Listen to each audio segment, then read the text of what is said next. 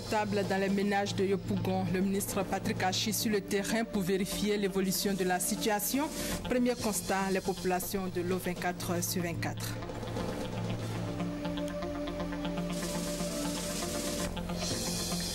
Depuis le 1er janvier, la distribution, la vente ambulante et à la criée du pain sont interdites en Côte d'Ivoire, mais la mesure n'est pas respectée à Boaké. C'est le constat fait par la station de RTI Boaké.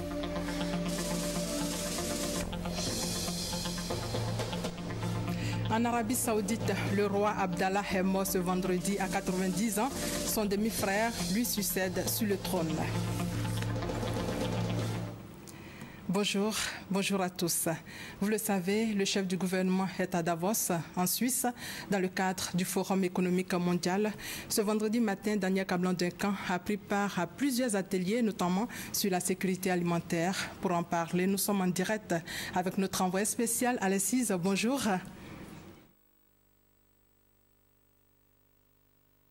Bonjour, troisième journée de la 45e édition du Forum économique mondial ici à Davos. Ce matin, le chef du gouvernement a un agenda assez chargé, 2 ateliers inscrits à son programme portant sur la sécurité alimentaire et le déficit énergétique en Afrique. Des ateliers pour lesquels on a vu le président malien et le premier responsable de la BAD.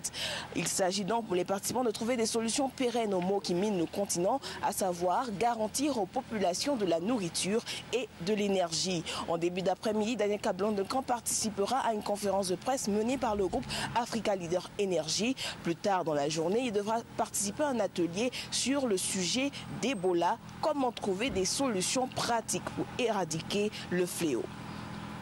Merci Alexis et nous reviendrons ce soir sur les activités du Premier ministre à Davos. L'UEMOA, l'Union économique et monétaire ouest-africaine, est de plus en plus présente dans les secteurs tels que la culture et l'éducation.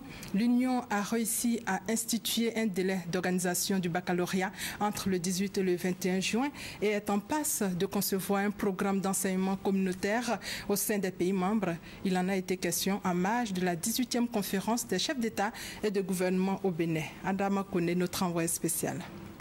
Fini le nomadisme des candidats qui se donnaient les moyens de composer dans plusieurs pays de l'espace Union économique et monétaire ouest-africaine dans une même année pour décrocher leur bac. L'Union a pris des dispositions pour donner les mêmes chances à tous. C'est une pratique qui portait atteinte à la crédibilité d'un examen aussi important que le baccalauréat. Les ministres de l'Éducation, les ministres de l'Enseignement supérieur, de la production de l'Union ont convenu d'organiser le baccalauréat désormais entre le 18 juin et le 21 juin de chaque année.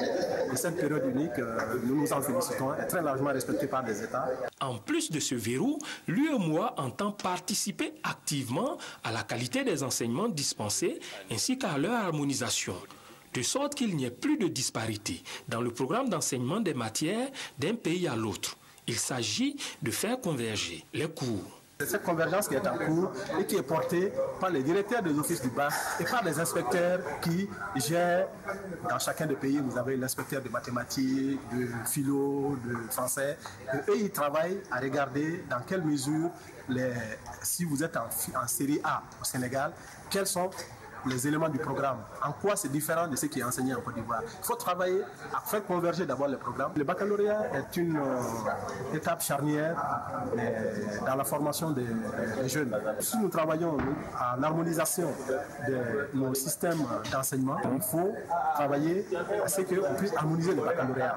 C'est ce qui permet d'avoir une base commune pour les enfants lorsqu'ils arrivent à l'université. La commission de l'UEMOA a déjà lancé un projet pilote dont les résultats serviront de base de directives à appliquer dans les 8 pays de l'Union. Et ici en Côte d'Ivoire, le président de l'Assemblée nationale, Soro Guillaume, soutient l'éducation des enfants. À Abengourou, 300 cadeaux éducatifs ont été distribués aux enfants de la région de l'Indénieux-Dioblin. Une initiative pour encourager les enfants à redoubler d'efforts au travail. Reportage Soro Corona, commentaire Kwadjo Kwame. 100 000 cadeaux éducatifs aux enfants de Côte d'Ivoire pour les inciter à redoubler d'efforts pour de meilleurs résultats scolaires. Le don est du président de l'Assemblée nationale, Soro Guillaume Kibafori, et Théodoro Obiang Mang, deuxième vice-président de la République de Guinée équatoriale. Après la cérémonie officielle le 28 décembre dernier, des caravanes sillonnent le pays pour distribuer le don aux meilleurs élèves qui sont les bénéficiaires. Ceux de la région de l'Indénié-Guablé ont reçu 3000 cadeaux. Série Marie-Emmanuela, au nom de ses camarades, a exprimé leur gratitude aux heureux donateurs. Pour la porte-parole des bénéficiaires, ce geste témoigne de l'intérêt que les autorités accordent à l'éducation et à l'épanouissement des enfants. Madame le député d'Abengou commune, nous vous prions de transmettre fidèlement nos reconnaissances à Monsieur le Président de l'Assemblée nationale, Monsieur Soro Kibafori Guillaume, pour avoir eu une pensée particulière pour nous. Que Dieu lui donne la santé et une longue vie pour continuer de nous rendre heureux. L'envoyé du Président de l'Assemblée nationale a exhorté les enfants à être plus sages, respectueux et travailleurs pour toujours bénéficier du soutien de leurs parents. Ce que nous pouvons dire aux enfants aujourd'hui, c'est de bien travailler à l'école, de suivre l'exemple de leur père Noël Soro Kibafori Guillaume, qui est parti des études et qui a été tenace. Les enfants des villages et hameaux les plus reculés des 31 régions administratives de la Côte d'Ivoire sont concernés par ce don. Par ce geste, le président de l'Assemblée nationale entend encourager la réconciliation nationale et la cohésion sociale en Côte d'Ivoire. C'est la joie dans les ménages à Yopougon. Les populations ont désormais de l'eau 24 heures sur 24. Un mois après la mise en marche de la station de traitement d'eau de Niangon 2, Patrick Hachi, le ministre des Infrastructures économiques, s'est rendu sur le terrain pour constater l'évolution de la situation dans les ménages. Ambiance sur place. Tous les portables sont sur réveil à 4 heures du matin. On va payer de l'eau. C'est bidon. Liquide coûte 50, chargement coûte 100 francs. On a vraiment souffert. Mais grâce à vous aujourd'hui, on a eu l'eau. Pour une patience, c'en est une. Il y a 4, 5, voire 8 ans que les populations de plusieurs quartiers de Yopougon vivaient cette situation. Aucune goutte d'eau dans les robinets. Aujourd'hui, c'est visible. On a de l'eau pour la première fois depuis toutes ces années. Et c'est un soulagement. Nous voulons dire merci au gouvernement de Côte d'Ivoire. Parce que le pays travaille, les Ivoiriens travaillent. Et nous sommes très heureux. Nous avons de l'eau dans le quartier, de l'eau dans les douches, dans les robinets, partout. Nous avons de l'eau maintenant. Depuis 5 ans, on n'a pas de l'eau. Oui, mais aujourd'hui, on ne se lève plus pour courir derrière citerne. Donc, on va fêter. Ce jeudi, le ministre des Infrastructures économiques est venu faire le constat 1 mois et demi après la mise en marche de la station d'eau de Niangon 2. La desserte des populations en eau potable n'est certes pas encore totale à 100%, mais elle se fait progressivement. De nombreuses canalisations sont cassées et doivent être réparées. Mais tant que vous n'avez pas mis d'eau, vous ne savez pas quelle canalisation est cassée, n'est pas cassée. Donc, ça a commencé aujourd'hui. On est prêt à plus de 70%, je dirais, du quartier qui est alimenté régulièrement. Sur 30%, on fait un peu ce qu'on est en train de faire aujourd'hui. On va dans les quartiers, on rencontre les populations, on voit où est-ce qu'il y en a, où on n'a pas, et on est en train de faire, disons, on est en train d'affiner le processus pour que, à terme, tous les problèmes soient entièrement réglés. Aujourd'hui, c'est Yopougon qui savoure la venue de l'eau. Dans quelques semaines seulement, c'est le district d'Abidjan tout entier qui en bénéficiera, avec la station de traitement d'eau de Bonois qui sera inaugurée lundi prochain par le chef de l'État. C'était un reportage de Hamza Diaby. L'Agence française de développement s'engage à soutenir la Côte d'Ivoire dans le cadre de l'environnement pour relever de nombreux défis. L'AFD et le ministre de l'Environnement ont eu une séance de travail. On fait le point avec Éric Goré.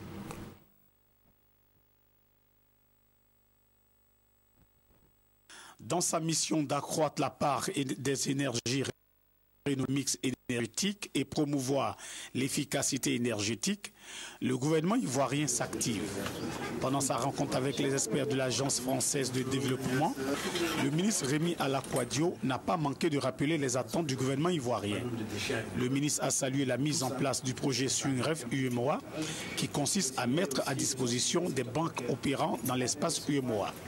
Une ligne de crédit de 30 millions d'euros, soit 19 milliards 650 millions de francs francs CFA dédiés aux investissements dans le domaine énergétique. C'est une implication dans le financement des projets portés par des entreprises du secteur privé, des projets d'investissement dans l'énergie renouvelable et l'efficacité énergétique.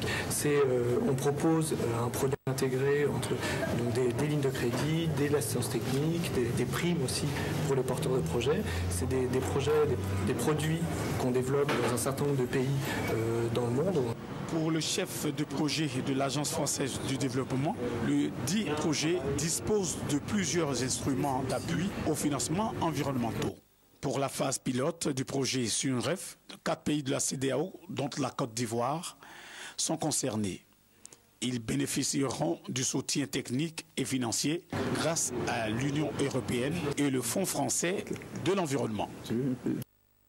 L'opération Abidjan Ville Propre est dans sa phase active. Une semaine après son lancement, notre reporter Hervé Blé a fait le constat à Djamé, son compte-rendu. Commune de Cocody ce jeudi. Le ramassage des ordures est effectif. Un constat qui intervient au 6e jour de l'opération Abidjan Ville Propre. L'opération lancée officiellement vendredi dernier à Yopougon par le Premier ministre Nana Kablan-Duncan est donc dans sa phase opérationnelle. À Djamé, Nangui, Abrogwa. Sur ce boulevard notoirement connu pour son insalubrité, il était aisé de circuler et sans avoir besoin de se boucher le nez. C'est vraiment sain dans ces temps-là. On remarque que les ordures sont plus laissées à la traîne. Et à chaque fois, on vient ramasser et tout ça, nous on apprécie vraiment. C'est ce qui fait que les mauvaises odeurs ont diminué franchement. Hein. Voilà, on apprécie vraiment ça. Et on espère que ça va continuer. Hein. Financé à hauteur de 2,2 milliards de francs CFA par le président de la République, l'opération spéciale de salubrité Abidjan Ville Propre vise à mettre fin à l'état d'insalubrité que connaît le district d'Abidjan. Nous sommes satisfaits pour la simple raison que partout où nous sommes passés, là où il n'y avait pas de coffre, il y a une semaine ou 10 jours, aujourd'hui nous trouvons assez de coffres. Là où il n'y avait pas de balayeurs, aujourd'hui nous trouvons des balayeurs. Là où il n'y avait pas d'agents pour assurer la salubrité, nous trouvons des agents. L'opération Abidjan Ville Propre va durer 5 semaines et permettra à terme de ramener la salubrité dans le district autonome d'Abidjan à un niveau satisfaisant. Et justement, le district d'Abidjan et les chefs coutumiers accordent leur violon en matière de développement. Ils ont fait le point de ce qui a été fait et de ce qui reste à faire, nous dit Éric Goré. Ces têtes couronnées et chefs religieux venus rencontrer le gouverneur du district d'Abidjan lui ont présenté des doléances concernant le développement de leur village. Occasion pour Begré Mambé de rassurer ses hôtes sur l'aboutissement de nombreux chantiers de développement en cette année 2015 dans les villages d'Abidjan réalisés par le district autonome. Il a également dit son engagement à offrir le bonheur à ses administrés. Je voudrais rassurer les chefs de village. Ce que nous avons dit, s'agissant du bitumage, des voies, de toutes les voies centrales et les voies d'accès dans les villages hors d'Abidjan, sera fait exactement cette année. S'agissant de mes frères d'Abidjan, on a fait un programme spécial et là aussi, cette année, tout sera fait pour que le maximum soit fait dans les villages d'Abidjan et que vous voyez que ce que nous disons, nous le faisons avec le soutien du chef de l'État. Par ailleurs, le gouverneur Robert Begré Mambé a invité les chefs traditionnels et guides religieux à jouer aussi un rôle en amont et en aval pour maintenir la stabilité dans les villages en vue de la réalisation des projets. Le gouverneur a reçu des dons de la part des têtes couronnées des villages à Tchan et à Thié, mais également des guides religieux. Il y a 6 mois, des tilapias brésiliens ont été transférés à la station de recherche en pêche et aquaculture continentale du CNRA à Boaké. Aujourd'hui, ces tilapias évoluent bien. Ces tilapias se multiplient, le constat de Francis Boifo. 6 mois après le transfert des tilapias brésiliens à la station de recherche en pêche et aquaculture continentale du Centre national de recherche agronomique CNRA de Boaké, les poissons réagissent bien aux techniques expérimentales. 1. Les maintenir vivants. 2. Les faire grossir et les reproduire. De 2000, aujourd'hui nous sommes à peu près à 12 000. En visite sur le site, le ministre des Ressources animales et halieutiques, Kobena Kwasi Adjoumani, a pu constater l'évolution des tilapias, fruits de la coopération entre la Côte d'Ivoire et le Brésil. Le tilapia brésilien évolue 3 fois plus rapidement que celui que nous avons ici. C'est dire que le travail a été bien fait. L'objectif en développant ce type de tilapia, c'est que demain nous puissions ensemencer les lagunes, ensemencer les étangs, ensemencer les fleuves et pourquoi pas les rivières.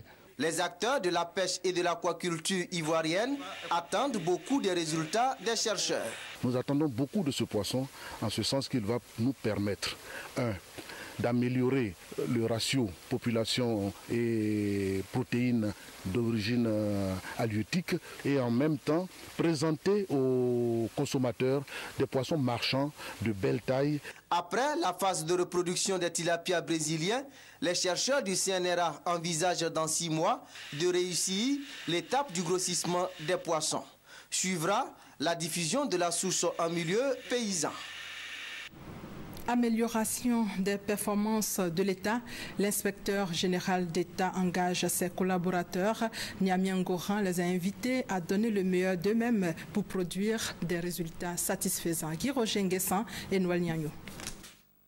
Félicité par le chef d'État Alassane Ouattara pour le travail réalisé en 2014, l'inspecteur général d'État entend poursuivre la promotion de la bonne gouvernance en Côte d'Ivoire. Cette sollicitude nous engage, bien entendu, à plus d'efforts pour accroître nos performances. Pour accroître les performances de l'inspection générale d'État, Niamey Ngoran demande des moyens. Il s'agit du renforcement des capacités des inspecteurs, de l'équipement des structures de contrôle et de l'obtention de financement des activités des inspecteurs généraux des ministères. La problématique du financement des activités des inspecteurs généraux des ministères est d'une acuité telle qu'elle commande à nos partenaires au développement d'étudier avec bienveillance la possibilité d'une aide institutionnelle, un moyen de déplacement, un moyen informatique et bureautique en vue d'accroître l'effectivité de la fonction de contrôle et d'inspection. Au cours de cette rencontre, les membres de l'inspection générale d'État se sont mutuellement échangés les vœux de nouvel an, question de faire le plein d'énergie pour les missions à venir. Depuis le 1er janvier 2015, la distribution, la vente ambulante et à la criée du pain sont interdites en Côte d'Ivoire. Un arrêté du ministre du Commerce, de l'Artisanat et de la Promotion des PME qui vise à assainir le milieu de la boulangerie et de la pâtisserie a Boaké. Cet arrêté ministériel n'est toujours pas respecté. Reportage Soro Corona, commentaire Charles Tatou. Les mesures du gouvernement portant sur le respect des règles élémentaires d'hygiène ne sont pas encore appliquées dans la région de Béké. Il s'agit de l'interdiction de la vente ambulante de pain à vélo et à moto par des livreurs autres que les véhicules des boulangers. Il faut savoir que cet arrêté ministériel est entré en vigueur depuis le 1er janvier de l'année en cours. Il est question de mettre un peu d'ordre dans la distribution du pain. Il faut que ça soit franchement un bilan de santé complet pour que tous ces acteurs-là garantissent la santé quand même des Ivoiriens. Il y a les dames aussi qui distribuent ou bien qui vendent le pain dans les rues. Toutes ces dames doivent se faire doter quand même de caisses bien vitrées pour éviter que c'est le pain qu'elles auront à vendre, à distribuer à la population, soit en contact direct avec n'importe qui. 3 semaines après ces nouvelles dispositions, la livraison du pain à moto, à vélo et la vente à la criée continue. Les acteurs de cette pratique, eux, se justifient. Ça nous permet de ne pas voler, bien sûr. Parce que si on ne fait rien, là, qu'est-ce qu'on va faire? On va voler. Ça ne nous arrange pas. Nous demandons à l'État de voir sa décision, de soit sa décision. Le fait qu'on doit arrêter ça brusquement, vraiment, c'est des chômages en crée. Au même moment, on parle d'1 million de choses d'emploi. Vraiment qu'on nous donne le temps de s'organiser. On peut changer des méthodes de travail.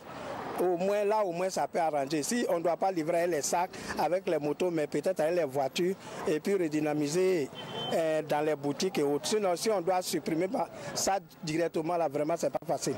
Les boulangers et pâtissiers de Bouaké disent ne pas reconnaître ces ambulants comme leurs employés. Ils soutiennent que toutes les dispositions seront prises pour l'application et le respect de l'arrêté ministériel. Personne ne peut aller contre la décision du gouvernement. Il faut forcément se plier. Si nous voyons qu'il y a des difficultés, on va faire appel quand même aux forces de l'ordre et à la mairie, l'autorité locale. En attendant les mesures de répression des boulangers, à Bouaké, le pain continue de se vendre en moto avec tous les risques que cela comporte en cette période d'harmattan. La lutte contre les pires formes de travail des enfants au centre d'une campagne de sensibilisation, campagne initiée par l'ONG Ivoire Service dans le département de Soubré. L'objectif est clair, impliquer fortement les communautés dans la lutte contre ce fléau. Honorine Aingouri. Financé par un chocolatier en partenariat avec le Bureau international du travail, le BIT, et exécuté par l'ONG Ivoire Service, ce projet, selon le docteur Hilaire Co, qui en est le chef, vise à éliminer de façon efficace et durable les pires formes de travail des enfants dans 15 communautés productrices de cacao dans la région de la Nawa. À l'entendre, une sensibilisation des communautés sur les concepts liés au travail des enfants et leurs conséquences sur la santé est plus qu'indispensable pour enrayer le phénomène. Car, selon lui, la place des enfants n'est pas dans les plantations, mais à l'école. Il a expliqué que depuis le début du projet, en août 2014, sa structure a visité et sensibilisé 15 communautés, 559 hommes, 242 femmes et 364 ménages dans la région. Elle a aussi organisé 7 séances de masse qui ont, selon lui, touché environ 2000 personnes. Monique Kofi, représentant du BIT, a salué la mobilisation des communautés autour de la thématique du travail des enfants. Elle a indiqué que les campagnes en cours visent à renforcer la compréhension et l'engagement des parents, des responsables des communautés productrices de cacao pour lutter efficacement contre le travail des enfants. L'objectif est de contribuer à éliminer le travail des enfants en Côte d'Ivoire, notamment dans la cacaoculture. Une implication des communautés productrices de cacao permettra certainement d'atteindre cet objectif. 4 villages de la sous-préfecture de Brobo se mettent ensemble pour amorcer leur développement. Le projet de construction de ce nouveau village sur l'axe Bouaké-Satamasoukoura est rentré dans sa phase d'exécution.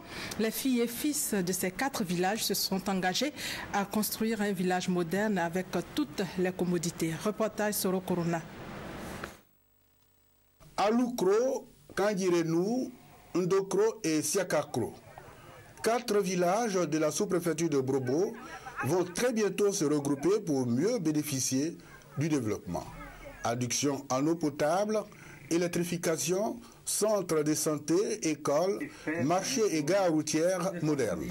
L'idée de regroupement, nourrie depuis les années 1970, rentre désormais dans sa phase active avec le lancement officiel du projet de la construction du nouveau village dit Aloukroville. Je l'ai souhaité depuis les années 80. Malheureusement, la pauvreté aidant, ça n'a pas pu être réalisé. On avait commencé à cotiser, je suis très heureux pour que ce projet puisse vraiment se réaliser. Les pistes sont déjà développées, et les acteurs sont identifiés, le projet est déjà conçu. On a l'intention de construire un certain nombre de maisons, on a l'intention de construire une école, disons un groupe scolaire qui va prendre compte le primaire jusqu'au collège. On a l'intention de créer un marché et on va créer aussi un centre polyvalent pour les femmes, un centre culturel pour la jeunesse, un centre de sport pour que les jeunes aussi puissent s'adonner au sport. Les élus locaux et les responsables des structures d'encadrement du monde paysan se félicitent de l'engagement des populations de ces 4 villages décidés à vivre ensemble. Le site d'Aloukroville est sur l'axe Bouaké-Satamasoukoura, à 15 km de Bourbo et à 30 km de Bouaké. Les populations du nouveau village entendent mettre à profit leur potentiel agricole pour amorcer le développement de leur localité. Le projet dénommé Jeunes cacaoculteurs est lancé par la délégation régionale du Conseil du café cacao du Haut-Sassandra. Ce projet vise à favoriser l'insertion d'un millier de jeunes dans la filière café cacao. Thérèse Tapeyoboué. Pour le début de l'opération Jeunes cacaoculteurs, ce sont 9 jeunes, dont une femme, issus de différents villages du département de Daloa, qui ont reçu leur kit d'installation. Avec la terre, on peut toujours aller de l'avant. Les kits que je viens de recevoir, je compte les mettre en pratique. Je suis très heureuse. Nous ferons bon usage de ce matériel afin que d'autres structures puissent amputer le pas au Conseil Café Cacao. Cette opération a été initiée par le Conseil Café Cacao pour une durée de 4 ans à partir de 2014. Elle devra permettre au dire de son délégué régional, Yaya Kangouté, la promotion et l'insertion des jeunes dans la filière, la diversification des sources de revenus de ces jeunes à travers des activités génératrices de revenus, ainsi que la contribution à l'amélioration de la transformation locale par la mise en place de mini-unités de transformation. À terme, ce projet va favoriser l'installation de 1000 jeunes à la création de plantations, certes de café cacao, mais aussi de vivriers, d'étangs piscicoles, d'unités d'apiculture. Les critères d'éligibilité au projet Jeunes cacaoculteurs sont les suivants. Être âgé de 18 à 40 ans, posséder un terrain agricole d'au moins 2 hectares, ne faisant l'objet d'aucun litige, savoir lire et écrire et être volontaire à se consacrer pleinement au projet. Pour le succès du projet, les premiers bénéficiaires ont été exhortés à être des modèles. Au Burkina Faso, en bref, le président de la transition, Michel Kafando, a annoncé que les élections présidentielles et législatives se tiendraient le dimanche 11 octobre. Il était face à la presse jeudi à Ouagadougou. Dans l'actualité, le roi Abdallah d'Arabie Saoudite est mort hier de santé fragile. Le roi Abdallah, âgé de 90 ans, était hospitalisé à Riyad depuis le mois de décembre, souffrant d'une pneumonie. Et le prince Salman, âgé de 77 ans, lui succède sur le trône. Il appelle à l'unité. Et pour être complet sur le sujet, ce télégramme du président de la République, télégramme adressé justement à son Altesse Salman bin Abdelaziz, le serviteur des 2 saintes mosquées, roi d'Arabie Saoudite. Votre Altesse, c'est avec une très vive émotion que j'ai appris la triste nouvelle du décès survenu le 23 janvier 2015 du roi Abdallah bin Abdelaziz, votre frère. En cette douloureuse circonstance, je voudrais au nom du peuple et du gouvernement ivoirien, ainsi qu'en mon nom propre, adresser à votre Altesse, au peuple saoudien et à la famille royale nos condoléances les plus attristées, auxquelles nous joignons l'expression de notre profonde compassion et de notre sincère sympathie. La disparition du roi Abdallah constitue incontestablement non seulement une grande perte pour le royaume d'Arabie Saoudite, mais également pour votre région et le monde entier. Au niveau du royaume, il fut un grand réformateur de la vie sociale et politique.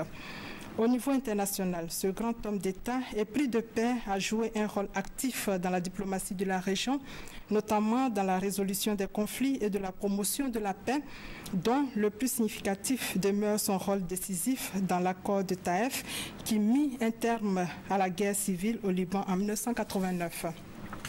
Il a en outre inlassablement œuvré au rapprochement entre les religions par la mise en place d'un mécanisme œcuménique pour la promotion de la paix et de l'entente entre les peuples, ainsi qu'à l'accroissement de l'aide financière en faveur des pays en voie de développement en général et des pays africains en particulier à travers le Fonds saoudien.